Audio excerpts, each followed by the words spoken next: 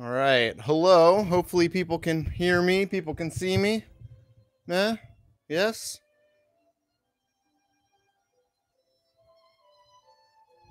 Am I in? Am I live? I haven't done this before, so I don't know. Hopefully everything works. The music sounds good. Am I audible to people? Is it just silent?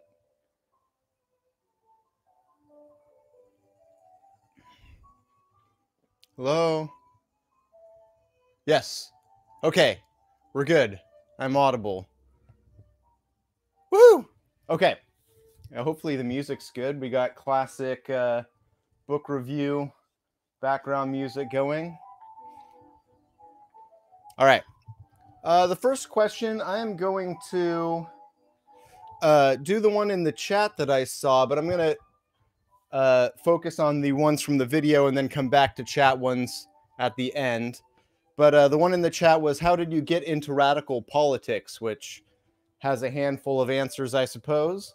But I'd say that a big part of it is my dad was kind of he's a reactionary Trump supporter type now, but when I was younger, he was kind of the South Park, both sides are awful kind of person.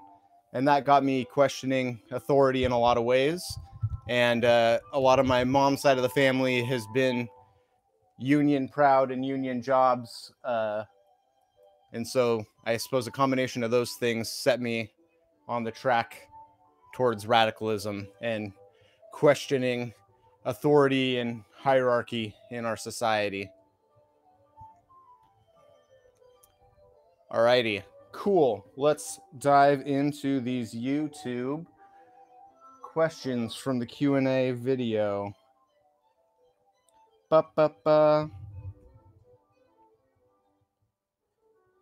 Son of Osiris asks, your dog is adorable. Like I don't own a dog. That's weird. Also, what's your thoughts on anarcho-syndicalism? Anarcho-syndicalism. Well, basically, my opinion is, however we get there, we get there. I just mostly want to get there, to a radically different society than the one that we have. Unions are kind of weak right now, and maybe not heavy on the mind of the American conscious, but that could change, and then I could see anarcho-syndicalism becoming popular. It doesn't seem like it's going to happen right now, but I could see a lot of folks I know are working 2 and 3 jobs and not having any union representation, and so maybe something economically could cause a large shift in that direction, and then maybe anarcho-syndicalism would be more plausible. All right, one down.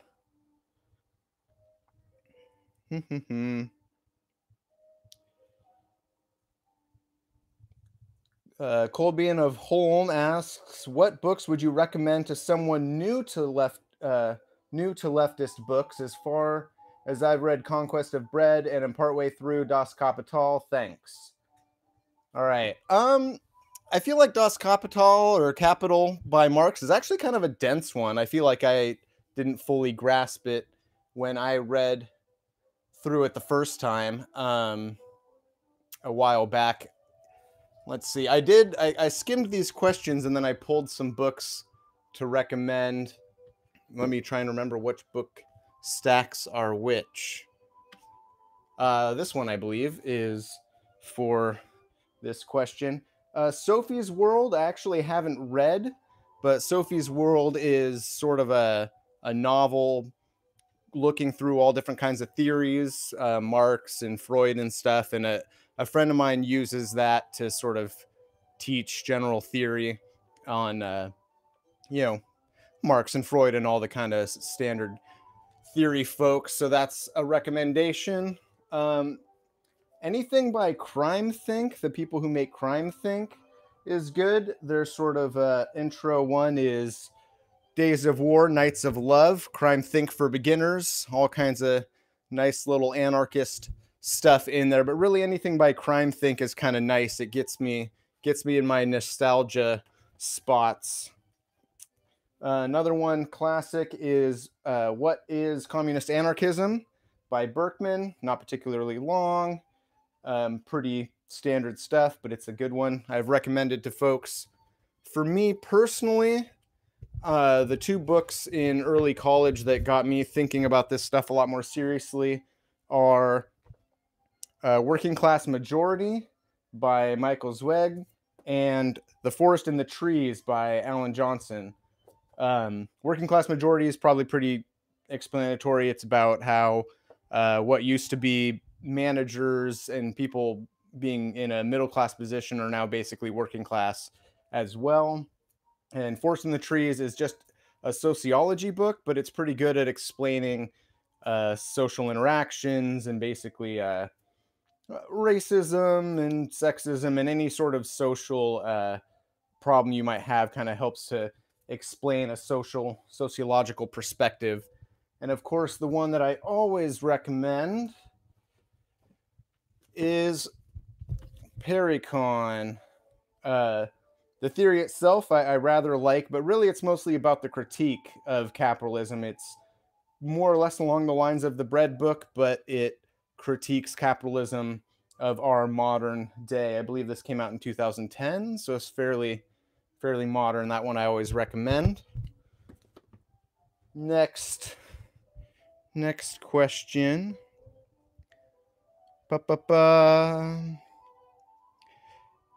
Storber asks, how do you turn the pages without fingers? That's actually pretty easy, really. I don't know to what extent you folks are familiar with the way dogs do things, but you just kind of hold stuff between your front legs and use your nose, and you can be quite dexterous in that way. So that's basically how it goes. Anna K asks, I know you're the dog, but if you had your own dog, what would their name be? That is a good question. I think when I try and do names, I basically try and pick maybe a word or a concept, and then what is that in another language, and boom, there you have a name for something. So for example, I was watching a friend of mine play Skyrim, and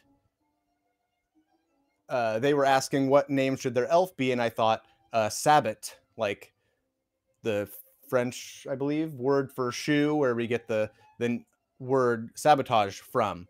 And I thought Sabbat, that's it. So I guess that's kind of how I would go about it. Think of a concept and then maybe hit the English to another language dictionary and see how that goes. Looking at the chat, hopefully everything's still going good. I don't know how Step Back and Peter Coffin, I don't know how those folks are able to read the chat and keep their thoughts in order and do everything else all at once. It is truly a feat of great, I can't even think of the word, multitasking. Answered that one. Christopher Sabo asks, did you Google Murray Bookchin? Yes. Yeah, I've Googled Murray Bookchin before, I'm certain. I know that Bookchin's book, maybe it's God in the State or something like that, is available on Audible Anarchist, and I definitely listened to that. So if you're unfamiliar with Bookchin's work, I know that Audible Anarchist has one of their books there in audio form, so I recommend that. But Ron of Ron the Rugged Midwesterner asks, are there any books that you aren't willing to or unable to review, not necessarily because you find the content objectionable, but because the content is difficult to grasp in the first place, or even more difficult to explain in layman's terms? I ask because I know I've had that problem in the past, and I need very much to be validated. Haha. Edit. Also, if there are non-obvious things you find objectionable and why you find those non-obvious things to be objectionable, that would be interesting to know too.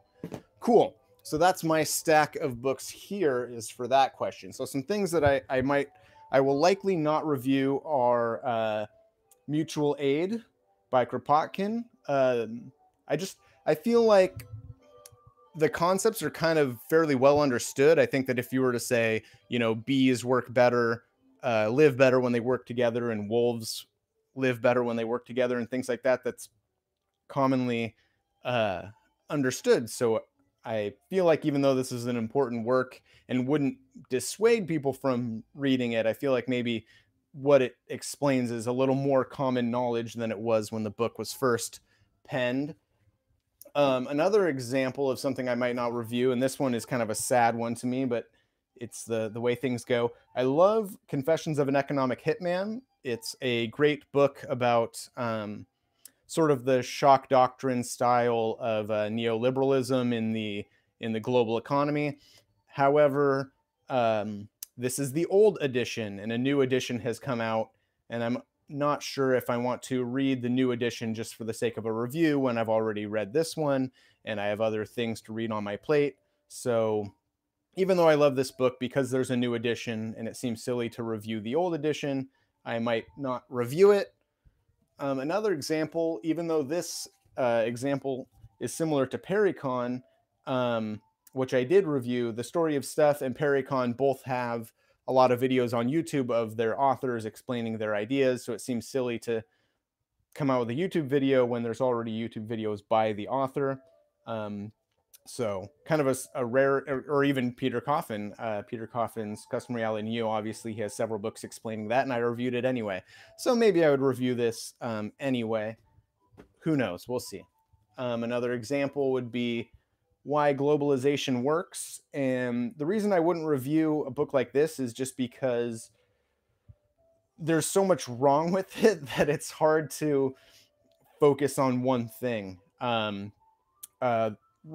the Rugged Midwesterner and I reviewed a Stefan Molyneux video, and even that was just hard to chop down how all the very sporadic wrong ideas and try and get it to be concise. And I feel like in this same way, there's just so much here that it would just take forever. And so it's kind of uncertain on if I would review that. And then, of course, obviously things that I flat out don't understand, such as Absolute Recoil by Slavoj Zizek. I don't know. Maybe I'm a big dummy, but this book was very confusing and hard to understand. And so I won't be reviewing it because I feel very unqualified to cover that text. As far as ideas that I strictly object to, I think, and this is maybe just as I'm getting older, a term I hopefully use kind of vaguely, old. When I was first getting into radicalism, I was very much kind of the anarcho-primitivism, third worldism, everything the West does is cancer, everything that's not directly the most radical thing to possibly do is a waste of time. And that just kind of turns people away, and you're never living up to your own goals when you're doing that. It's very self-defeating. It's very ostracizing for your ability to communicate with other people. So I really just kind of drop off of any of that not good enough, more political than thou mentality type stuff. So anything that I maybe read that seems very dismissive of other groups or patronizing to other groups, I just don't really care for. Hopefully, Ron, that answers your question. Let's keep it going. Black Cat asks, what are your thoughts on religion? Did I grab that? Yes, I did grab that. I did do a review of, but don't go see it because it's really long and terrible, and I didn't know exactly how to do reviews at the time, but God and His Demons by Michael Parenti. And I agree with Michael Parenti's thoughts on religion, basically. I'm an atheist, but I can understand that things like liberation theology can be very important to people. I explained in the guerrilla warfare video with American Johnson that I'd spoken to a gentleman who was tortured in Brazil during their dictatorial period in the 60s, and he said that his faith was one of his main factors that brought him through that. So I think that as far as community building goes and bringing people together in common cause, religion can certainly serve a positive role. I just don't believe that it's factually a real thing. I didn't really get into atheist YouTube, I'd say. There's a great atheist YouTuber, Qualia Soup, and also Theremin Trees. And I liked their stuff. And basically, by the time I was more or less convinced of atheism and no longer religious, towards the end of that, I'd heard of the Amazing Atheist, or whatever his real name is, I forget. And I thought, wow, this guy is certainly not as not posing as interesting of arguments as Qualia Soup and these other people. So I didn't really check it out that much. And I basically stopped watching atheist videos after that. So luckily, thankfully, I missed basically the rise of that atheist YouTube trend. All right, let's keep it going. Still other questions by Black Cat. Do you like the blues? I'm certain I do like the blues. I couldn't really name anything of it, but TJ Kirk. Yes, thank you. TJ Kirk. Jeez, what a character. Anyway, okay. I like the blues in the fact that if I'm listening to, maybe if I'm watching a movie and like a blues song comes on and it just really fits and I'm really into it, then yes. But I couldn't name really a blues person or a blues song off the top of my head, to be honest. Who would win in a fight, Woody Guthrie or Utah Phillips? I was watching a live video of Utah Phillips play my favorite song of his, All Used Up.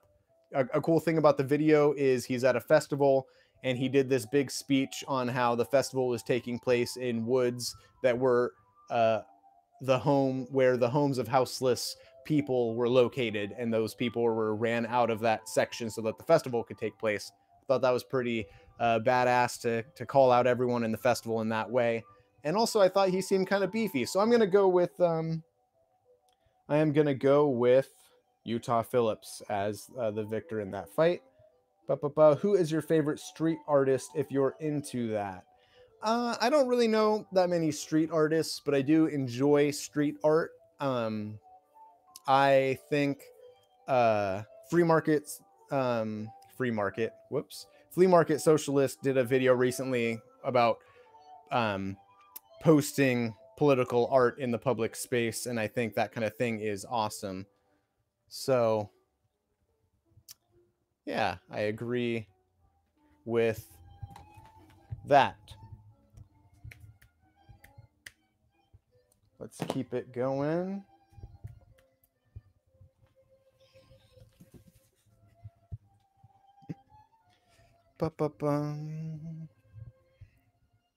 Whoops. Losing my phone here. Camera person is helping me see the phone screen. It's very helpful during these live streams. Owen Symes, who is your favorite Venture Bros character? I haven't seen Venture Bros in a stretch, but I think that I liked the henchmen guys, the two I guess that's not one character. The scrawny one of the Laurel and Hardy henchmen guys, I think would maybe be my favorite. Speaking from uncertainty though on that one. Who is the conservative thinker you find most interesting or compelling? Oh. Conservative thinker I find most interesting and compelling. Like libertarians types in general. What is that one guy's name? The presidential guy that was getting really close there. Maybe 10 years ago or so. Ron, whatever his name is. He was on CNN and he totally ripped apart, or no, maybe he was on Fox. Anyway, he totally ripped apart the news commentator folks who were asking, oh, we have to go into Syria, we have to do something about Syria, and he was explaining how, yes, Ron Paul, thank you, Ron Paul, he's explaining, in a very detailed way, sort of blowback theory and stuff like that, why going in there would be, a horrible thing, not helpful for us, and certainly not helpful for the victims of an action in Syria. So they come so close to us, I feel like, in a lot of ways, as far as being against trivial, frivolous drug laws, against the prison industrial complex, against the military industrial complex. It's just that then they turn around and love capitalism. So it's kind of interesting to agree with them so much, but have such a fatal flaw. So yeah, libertarian types, or the book that I reviewed, Renegade History of the US. It's like, oh, it's so interesting, all these ideas, and yet has these libertarian in the sort of modern US vernacular use of the word libertarian opinions that just strike me as odd. Comrade Neo asks, congrats on 1K. What's your top 3 favorite books? So favorite books is kind of difficult, but what I do think is I often have this thought, because the bookshelves are very large and heavy and in some sort of disaster, whether my apartment complex set on fire or some sort of natural disaster where I would need to grab what I could carry and run away. Wondering what books those would be. What books would I run away with in that situation? Pericon, I already plugged, but I'd probably grab Pericon. I like it a fair deal, and I think that it's a good one to grab. Next would be probably Killing Hope. These are turning up backwards on my screen. Hopefully these are forwards to you folks, but yeah, Killing Hope. William Bloom does great stuff on foreign policy, and this is basically an encyclopedia on U.S. Military action abroad from World War II to today, as it says there on the cover. That one's a good one to grab in case of emergency. And 3 was kind of a tie, but maybe either Democracy for the Few, which is another one that has come out with a new edition. And even though I'd like to review it, I don't know if I should read the new edition. Ugh. But Democracy for the Few is similar to People's History, but just smaller, and by my boy, my good man, Michael Parenti. And then maybe People's History of the U.S. Whichever one of those I saw first and grabbed, I guess, of these 2 would be the 2 that I would grab. So those are my favorite books and or books that I would grab in case of emergency. Fata Morgan asks, our Complete Anarchy brought me here. That's cool. Those folks are nice. Does anyone read Spectacular Times anymore? I've, to be honest, not heard of that. So no, I suppose I don't read it, but maybe I should give it a look. Cool. Doribi117, any good recommendations for fiction with a socialist bend? The one people always recommend is The Dispossessed. It's kind of a thick book, but The Dispossessed by Ursula K. Le Guin is good. What's going on here? There we go. So I would recommend that one. I also, now it's somewhere at the bottom of this pile, I'm sure.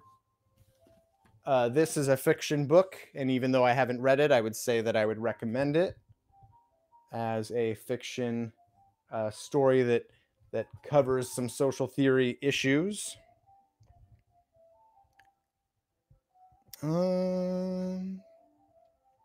Cool. Remisit Studios, Cute Dog. Now here's my question. Have you read any Marxist-Leninist books? Which one was your favorite and why? Well, I haven't. I meant to check this before the stream, but I forgot. I'm not sure if David Harvey is a Marxist-Leninist. I know that he does Marxist theory, but I don't know if that's what he personally subscribes to. But David Harvey's stuff is great. I've read this, which is 17 Contradictions and the End of Capitalism, which is good. He has a video on RSA Animate on YouTube about capitalism and the market crash of '08 that's pretty good. He has a book called Neoliberalism, something. I forget, a book on neoliberalism, which is in my queue to read next. Michael Parenti, who I've already mentioned, is a Marxist author, and I've read a few of his books. Against Empire is a good one to read, so I recommend those. Let's see here, what else do we got? Oh, and I'm currently reading Imperialism, the Highest Stage of Capitalism by Lenin, and I'm liking that a great deal. So I suppose I would recommend that as well. What are your thoughts on political theory, writings, and thoughts on Noam Chomsky? I like Chomsky. I've read a fair amount of his books. I started reading Manufacturing Consent, but to be honest, I didn't finish it. I think maybe I got 2/3 in and just kind of decided that this particular political theory is maybe not as relevant as it was when the text was written, and because I'd read, The New Media Monopoly and other more maybe current books on the subject, I decided not to finish that one. The other books of his I've read are mostly like collections of his writings. I believe this one was also a collection of his articles, What We Say Goes by Chomsky, but it's good stuff. I agree with him. I like when I see him pop up in documentaries that I'm watching from time to time. So Chomsky is cool in my book.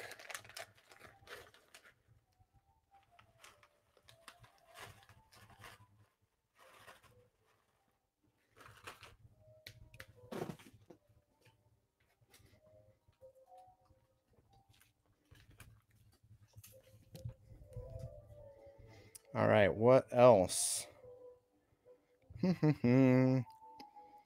Bad Studio asks, what specific ideology do you identify as? I am basically one half anarchism, one half communism. That's me, anarcho-communist. That's where I fall in the spectrum.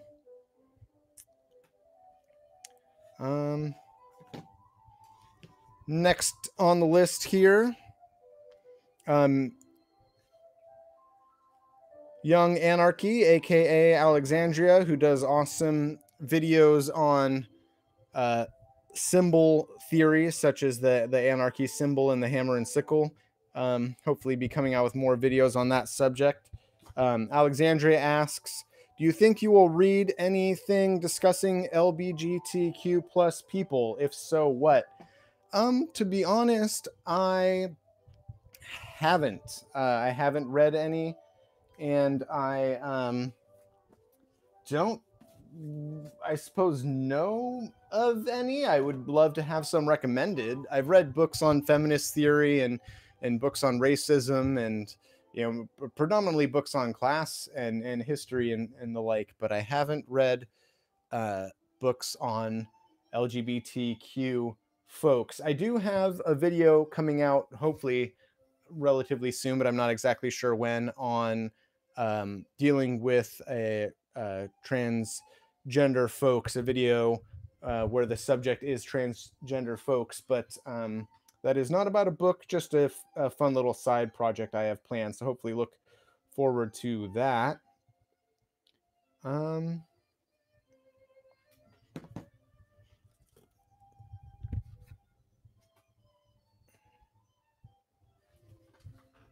Let's see here.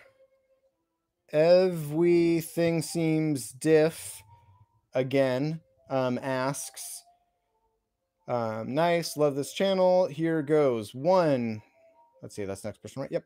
Okay, one, do you plan on doing more media-centered reviews like the Falling Down one in the future? Yeah. I have a script on Gummo, the movie Gummo, bouncing around in my mind and partially in written down form that I will do at some point. A lot of times, movies, I feel like I don't have maybe enough to say about them for the sake of a video. Like, I've plugged The East, the movie The East, a few times in videos, and in fact, my book review video I just finished today has a clip from The East in it as well. But I disagree with the ending, but I don't know if I could justify making a whole video about a movie just because I disagree with the last couple minutes. Um, the movie Mouth to Mouth with Ellen Page, I really like, and I could see doing a video on that movie in the future. And I did do a video on Snowpiercer because that's probably one of my favorite movies, and I think I liked a lot about what I said in that video, except for that the quality is unfortunately terrible. I was, in between moving when that video was being made, and I hadn't gotten my nicer microphone that I currently use, and so it was just a mess. But yeah, question number 2: would you mind also diversifying into more historical tales, stories? You don't know if it would be just a recount or a biography review, like the wobbly one you did for Halloween. I would like to do something like that. I like, for example, the bombing of Judy Berry and Daryl, insert last name that's slipping my mind, of Earth First. I find stuff like that fascinating. I find basically all the COINTELPRO type stuff, and just or Operation Move in Philadelphia, where the police flew a helicopter over a neighborhood and dropped a bomb on a neighborhood in the U.S. Stories like that, I think, are fascinating. So I'd like to cover those stories maybe in the future, when sort of the time is right and the iron is hot to make such a video. Number 3, would you mind perhaps doing more videos like the one you did for Hurricane Discontent, one you did highlighting different anarchist leftist communities in present or previous time and acts and achievements and problems, which kind of goes with my next thing. I know you're not a news channel, but perhaps you would be interested in showcasing more positive and inspiring stories. I would love to read a book covering those things. I'm not really a current events kind of channel, typically, but if I happen to be reading maybe a book on, whatever, Food Not Bombs, or some other anarchist group, and I'm reading a book about what they did and how things went for them, that's definitely a possibility. Have you seen or heard, would be more accurate, the mixes made by the channel Afferdito? The stuff in this channel is great. It's essentially remixes of different content, usually about audiobooks or talks by leftist thinkers. Would be enjoyable. I have not, so I should check that out. And you folks in the watching this maybe would want to check that out as well. Affreditto, Aphredittito. Question 5: have you yet heard of the Earth Strike thread in BreadTube? If so, what are your thoughts on it? Do you think that perhaps it's too soon to organize and needs more time? And do you think that just staying home is a good strategy?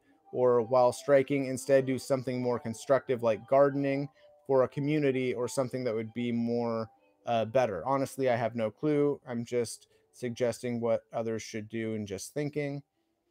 So the Earth Strike thing. Yeah, I'm not super caught up on what it's all about.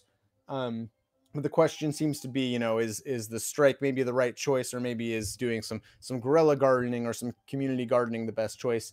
And of Absolute Recoil by Slavoj Žižek, of the concepts I didn't understand. One concept I did understand from the text was that it's never the right time and it's never the right thing to do. It's like if you haven't acted, it's because it's too soon. And if you act and it's successful, and it's like, oh, I should have done that years ago, or like, why weren't we doing this the whole time? So I think in that regard, do what works. I mean, just look around. There's all kinds of problems. So I think that we need all kinds of action and people using all kinds of skills. Maybe marching isn't, you know, particularly your skill, your strong suit. Maybe gardening is, or maybe you know, any kind of action, whatever action is your represents your skill and allows you to challenge the things in society that you want to challenge, then that's what you should do. Moving on, the Hunter X Hunter 2011 asks, when are you going to review Hunter X Hunter 2011? I haven't seen any Hunter X Hunter. I do know that's an anime, and I suppose I'm a little bit of an anime snob, maybe. I don't watch too much of it, maybe not enough to be qualified as a snob. But the kind of anime that I like is like Paranoia Agent, or Perfect, or oh, it's slipping my mind now. Perfect Blue and Paprika. Those kinds. The Miyazaki films, of course, but like, you know, stuff that's like really psychological and using the animation to really tell a story that couldn't be told otherwise, in the way that, you know, Perfect Blue and Paprika and Paranoia Agent do. I like those things a lot. Vincent Van Gogh asks, what breed of dog are you? Well, I am 1 part red healer and 1 part none of your business. That's what I am. So if you must know.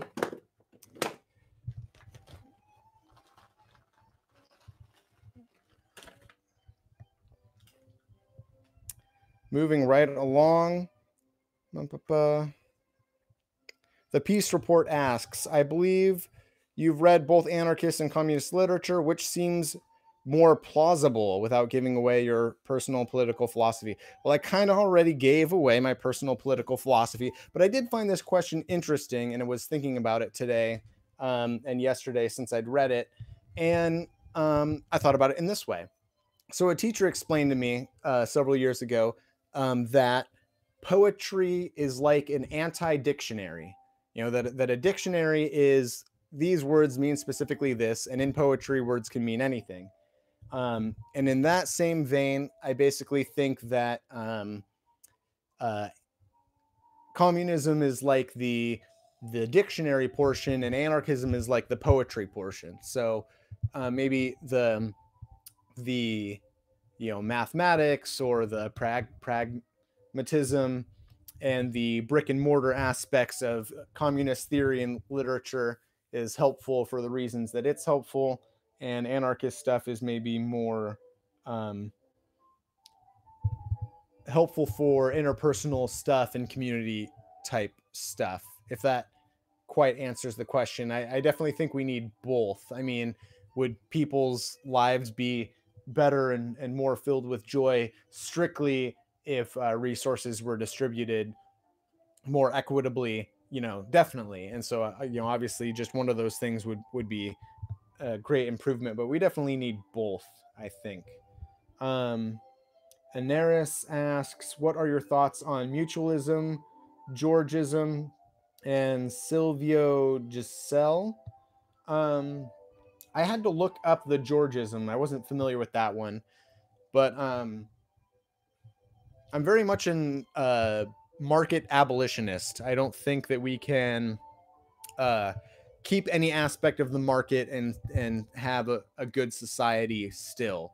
I mean, obviously anything would be, not anything, but steps in the right direction would be better than what we have currently, right? So maybe some sort of mutualist society would be a great improvement of what we have. I just wouldn't call it my goal or my version of what a success story might look like. Anything that tries to adopt, in my opinion, market structures, market functions, and try to there's no such thing, I don't think, in trying to get the benefits of having capitalism, you know, quote unquote, get the quote unquote benefits of having a market system. I think is not reality.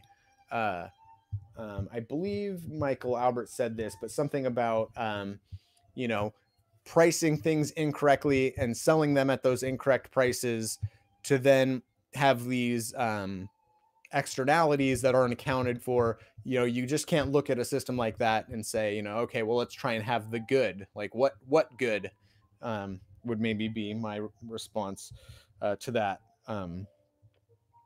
position. All right. The other question here is, what do you think about post-leftism? My interaction so far with post-leftism has been maybe on the more irritating scale, but that's not to say maybe that my interactions with folks who are explaining or arguing post-leftist points to me represent the post-left in its entirety. But I do think, you know, people talk about we're having a return to sincerity and a return to authenticity in this sort of like Daria style. Cynicism is kind of falling away and becoming irrelevant. You know, it served its purpose and stuff, but I think that we need new ideals, and I think that we need people working together in a way that maybe kind of egoism and stuff doesn't exactly promote, in my opinion, in my experience. And post-leftism. Elwyn Brooks asks, what are your thoughts on LeftTube and its community? It's awesome, and I love it.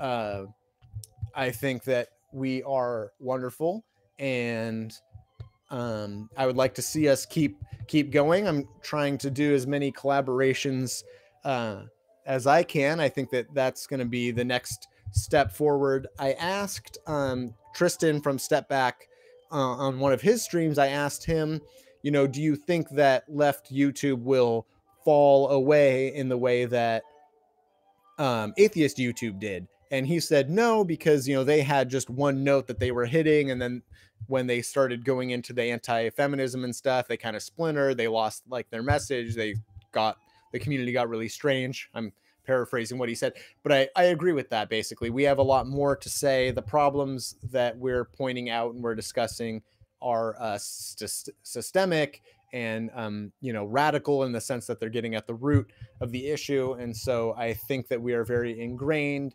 and will stick around until revolution, I guess, or you know, yeah. One thing that worries me, though, is I hate that, you know, I'll see Stefan Molyneux is doing a stream and it's got like 7,000 people are watching it live at that moment, 7,000 people, you know, and then even like someone huge, you know, maybe Counterpoints or whoever is doing a stream and it's like way less people. That kind of stuff is scary. So yeah, that stuff worries me and it is scary. But I do love the leftist community on YouTube.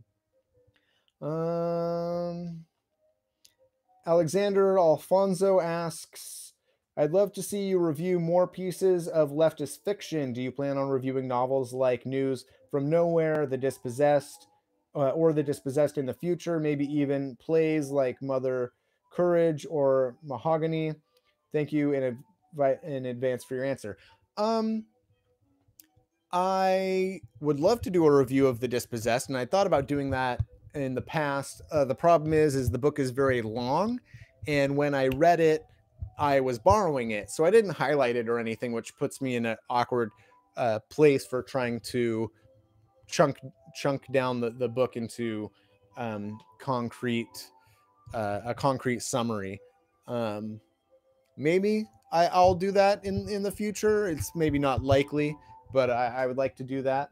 I did do a review of like Animal Farm and stuff, and so when I do read fiction, when I eventually get around to reading Sophie's World, I will likely do a review following that. Ba-ba-ba. Next question. Ryan Coiney asks, since when could dogs talk, let alone without moving their lips?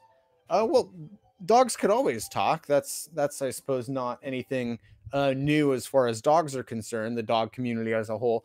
But I think, you know, humans have known that dogs could talk since at least the mid 90s. I believe maybe it was Are You Afraid of the Dark, or maybe it was Goosebumps, but one of those TV shows came out with a video, an episode where the characters transformed into dogs and then were able to communicate telepathically.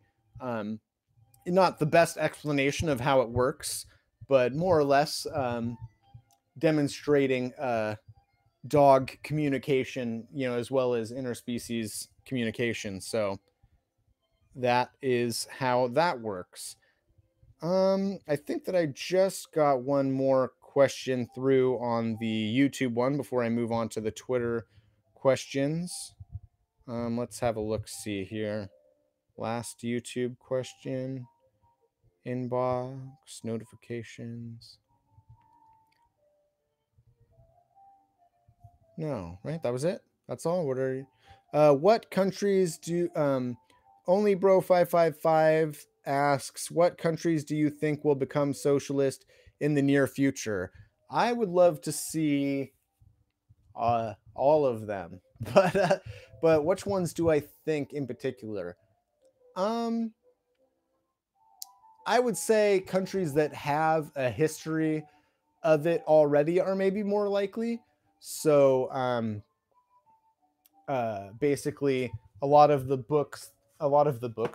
countries that had strong socialist movements and then were swiftly, you know, invaded and, you know, had their country bombed and such, would maybe be the most likely to adopt a socialist government. So maybe Brazil, for example, or, you know, a lot of the Southeast Asian countries, Indonesia, Latin American, South American countries that had strong socialist movements currently or in other times in their history, I think would maybe be the first to make those changes.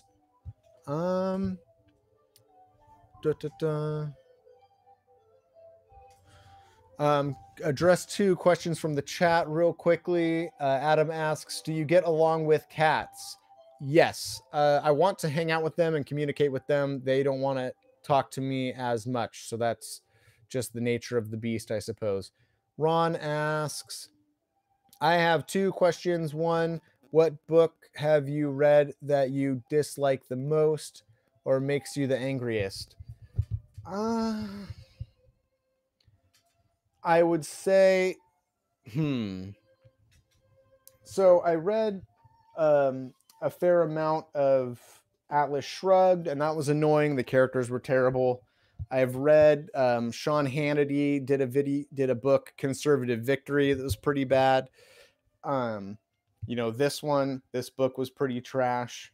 Reading it and just thinking about the people who are suffering from the policies that this book is promoting, that's annoying.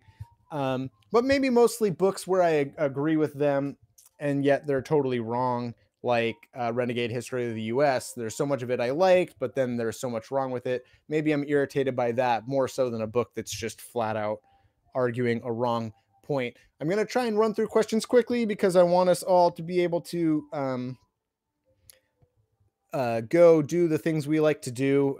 Fetch is what I'm going to go do, and then jump into the non-compete live stream. So let's get to these Twitter questions.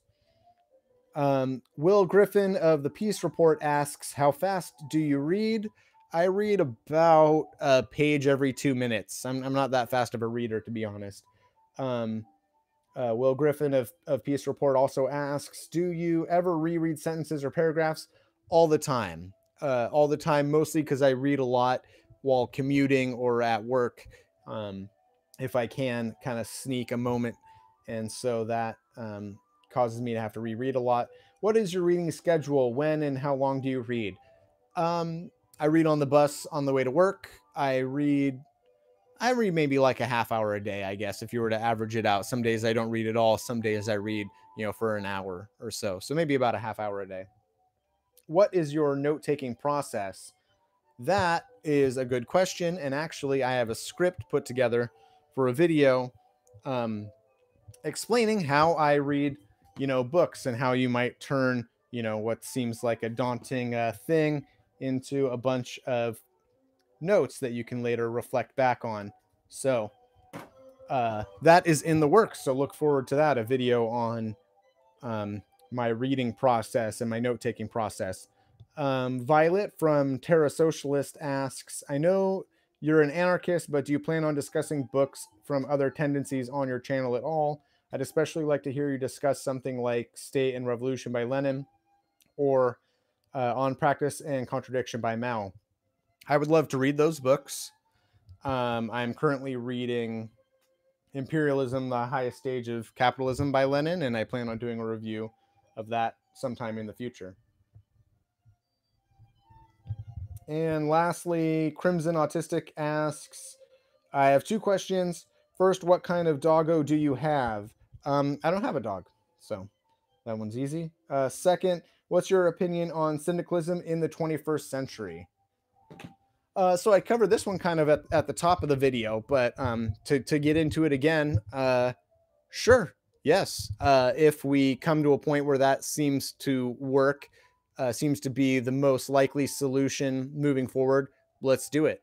I think if we get to a position where people are basically straight up voting in with their vote the most radical people, and we get changed that way, so be it. If the system seems like so incapable of change, if the government or whatever seems so incapable of change that people in mass are basically abandoning it, not taking it seriously, police and military are no longer maybe upholding the system to the degree that they are currently, and things fall away to a better society that way. Maybe that's what happens. If more and more people join unions, those unions become more radical and we get change that way, then we go that way. I did a review of Rules for Radicals with Radiant to Pi that turned out quite well, and I basically agree with that book. One of the main stances is you just do what works. I mean, the system itself just does what works from their perspective. If there's a handful of people throwing bricks in the protest, then they twist their narrative to address that. If everyone's peaceful, then they twist the narrative. They do whatever they can to get the results that they want, which is, for the most part, the system that we currently have. And I think that we should basically be making the same determinations, the same distinctions, that whatever seems like it's going to work, we go that way. If something else seems like more likely going to work, then we go that way. We take, all kinds of work to be done, all kinds of skills and interests out there. So whatever works, whether it's syndicalism or something else, let's do it. I am for it. Will Griffin here in the chat. Does critical work, it's difficult but necessary, and we should all support that work. Oh, thank you. Thank you very much. So I think that covers all the questions. That is my Q&A video. I am, Radical Reviewer. I appreciate you folks watching, and anyone that watches this after the fact. Thank you very much. I have another book review that's done. It's going to come out next week, and other cool video ideas, other collaborations in the works that will come out. So please stay tuned. Subscribe if you're not subscribed already. Any last questions, you folks? That seems pretty good. Cool. Plug your Patreon. I don't have a Patreon, but if you have money for a Patreon, please look at the people that I have collaborated with and see if they have a Patreon. That's what you should do with that. With that. Ron, you have a question. Okay, last question, Ron, and then we'll call it. So what do you got? Fiction book recommendations. The Dispossessed is great, which I've read and liked. Sophie's World I recommend, even though I haven't read it yet, but it came recommended by someone who I highly respect, so I recommend that. What other fiction books? Oh, the Dandelion Uprising. I meant to grab that off the windowsill. The Dandelion Uprising comes recommended from another friend of mine, and I haven't got to that yet. Ron asks, you don't have a pet dog. Do you have a pet person? I don't have a pet anything. I do have a camera person that operates the camera for me and does other essential things, editing and stuff to keep the channel going. So I have a camera person. That's what I got. I got my roommates that help me put these videos together. Cool. All right. Well, I am going to go play me some fetch, a little post-stream relaxation, and then I'm going to jump onto the Breadcast here in just an hour. So I hope to see you folks over on the Breadcast. I'm going to go play some fetch. I'm going to go watch, I think Angie Speaks just came out the video, so I'm going to go watch that. And that's it. Thank you all for watching. You folks enjoy, have a good evening, and I hope that you have a good evening. Bye-bye. Did I click it? Is that not? How do, oh, this button. Bye.